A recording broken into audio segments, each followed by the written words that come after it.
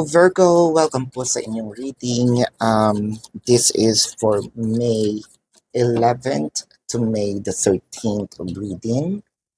For those of you who's new to the channel, don't forget to click the subscribe button, smash the like button, comment below kung kayo nakaka-resonate, and hit that notification bell. Virgo, kung gusto niyo po ng dalawang reading sa akin, mag-subscribe po tayo dun sa ating kabilang channel. That is Babaylan TV. No? Kung gusto niyo naman pong sumali sa ating live session, sa kabilang channel din po yun. No? Pero kung wala po kayong time, you can still ask questions dito po sa YouTube channel, sa comment section sa baba. Type your question as long as it's answerable by yes or no. No po. So, Virgo, I just want to let you know, rather, now that this is a general reading. So you may resonate with the entire reading or baka part lang or parts ng reading. So take what only yours, no? So magsimula na tayo. Virgo, parang yung sa'yo, mas sabi mo dito, mas parang okay, mas nakikita ko yung future kung ako mag-isa muna, no? This relationship could also be family, romance, co-workers, what have you. So parang sinasabi mo dito, you're distancing yourself or you want to distance yourself na parang lalayo muna ako kasi nakikita ko yung opportunities. Medyo iiwan ko muna kayo for a little while, no? Pero it doesn't mean that na hindi ko kayo mahal. Kasi with the fates in here, parang sinasabi mo dito, things will be falling into places naman. So, ito na yung opportunity. So, kung family ito, baka naman, ang nakakita ko dito, you wanted to go abroad, no? Or seek for a greener pasture. It may not be abroad, pero you need to separate yourself and probably distance yourself na parang medyo malayo. So, ang distance dito is, let's say, a different barangay, no? A different city, state, county, country, no? Parang sabi mo nandun ang blessing, iyon yung parang feeling mo, no? Actually, nakakita ka ng maraming signs na siguro nandun talaga, no? Things are not working for me here. Yun yung sinabi mo dito, no? With the Devil card, the World card, and the Ten of Cups. So, yung iba naman sa inyo, parang sinabi nyo na pwede bang i-reschedule natin, no, ang kasal? Pwede bang i-reschedule natin ang what? Proposal. Hindi ko naman sinabing stop na natin, no? Pwede ba natin i-reschedule kasi we need to prioritize something, no?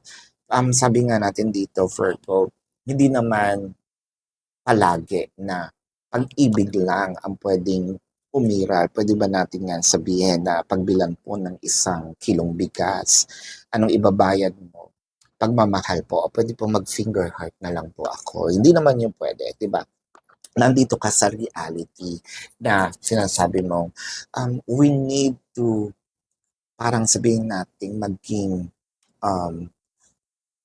nakalimutan ko yung term, no? Parang, we need to, kumbaga sinasabi natin dito na pairalin muna ang isip, no? Maging logical tayo, no? With the Magician, Knight of Cups, and the Knight of Wands. Pero deep inside, medyo tayo, nagdadalawang isip. If I'm not mistaken, anong zodiac ba yun? I think Sagittarius, no? Sagittarius, parang parehas kayo ng situation. So, kung meron kayong Sagittarius placement, might as well check the Sagittarius reading or yung karelasyon nyo or yung may family involved with Sagittarius, might as well check the Sagittarius reading. No? Practical, yun yung kanina ko pang iniisip. Yung practicality, no? Virgo, with the Knight of Pentacles, the Emperor, and the Ace of Swords. So parang ang sabi mo dito, Virgo, um, naka-stuck lang tayo dito eh, wala akong nakikitang opportunity, no? It doesn't always have to be, sabihin natin, well, it always involves money in here, because we wanted to move forward with our life. At kapag umunlad naman tayo, involved naman din or kasama mo naman ding aangat, no, yung mga taong mahal mo. But it just needs a little sacrifice and ikaw na, no, kumbaga, ako na lang, iaalay ko na lang yung sarili ko kahit masakit, no. Siguro ang sinasabi lang nila, kaya there's a devil card in here, parang control of, wag na lang. Um, So parang ang sakit-sakit kasi ang hirap iwan din, 'no? On their part na yan na siyempre naiisip mo din naman, siyempre masakit nga din naman for them na mawala ikaw, 'no, or umalis ka panandalian. Yung iba sa inyo, you're trying to really let go of the relationship kasi meron ditong parang mga vices, 'no? Either you would love to change. Yung iba naman dito sa Virgos, no, siguro na involved tayo, no, sa bisyo din ng ating karelasyon. Kaya sabi mo, ano, ay gusto ko nang magbago, no? And kung hindi ka magbabago, I would rather be separated from you. Ayoko malugmok, no, sa ganitong sitwasyon. With the Queen of Cups, the Wealth, or the Ten of Pentacles, the highest form of the abundance, in the Death card. So parang sinabi mo dito, for now, kung hindi ikaw sasama sa akin sa pag-search, no, ng abundance, ako na lang muna.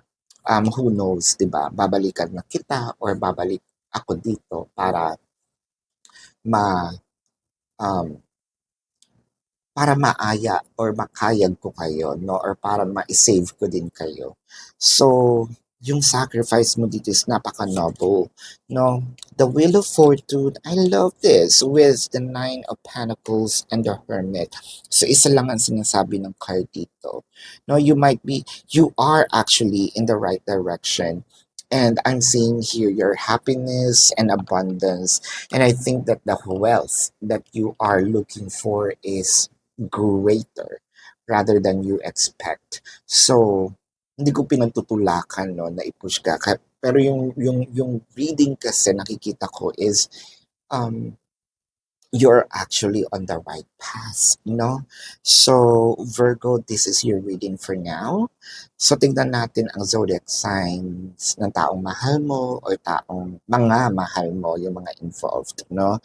I'm seeing Virgo, no, Taurus, Leo, Scorpio, and Aries, no? Did I just say Taurus? Oo. Pisces, Cancer, no? Capricorn. So, ayan ang iyong reading for now, Virgo. And para po sa mga bago, don't forget to click the subscribe button, smash the like button, comment below kung kayo nakaka-resonate, and hit that notification bell. So Virgo, maraming maraming salamat po. Love and light. Namaste. See you po sa susunod na reading. Goodbye.